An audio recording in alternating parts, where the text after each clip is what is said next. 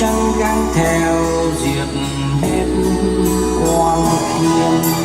Trong anh đạo thiên xua tan lụy phiền, chuông reo gọi ta đi dãy miền tiên.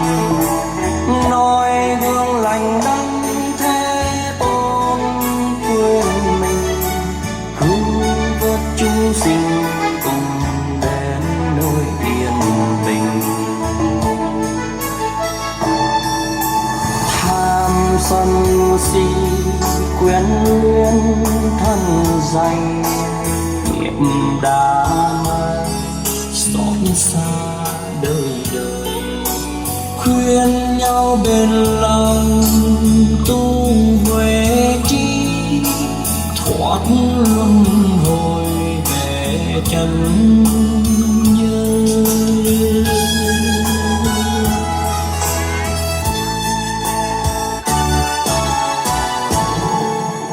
Đây tiếng từ bi thiêng liêng đạo vàng, đây tiếng từ bi chuông vang gọi ta. Nói hương Phật tổ xóa tan mê lầm, tranh pháp sáng soi hạnh phúc cho muôn người.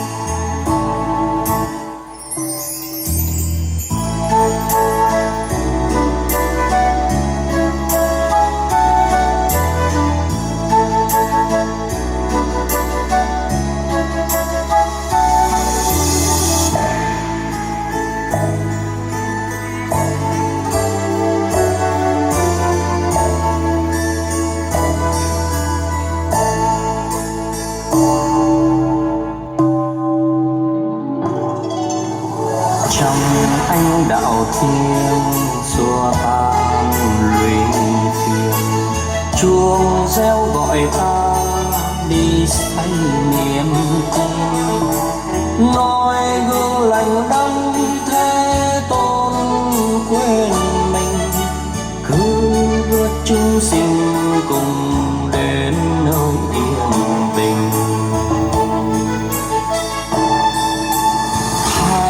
Sân si quyến luyến thân danh, nghiệp đã mang xót xa đời đời.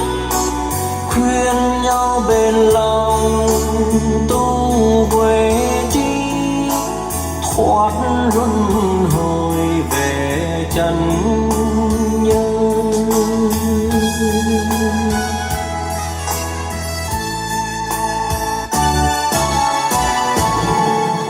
Đây tiếng từ bi thiêng liêng đạo vàng, đây tiếng từ bi chuông vang gọi ta.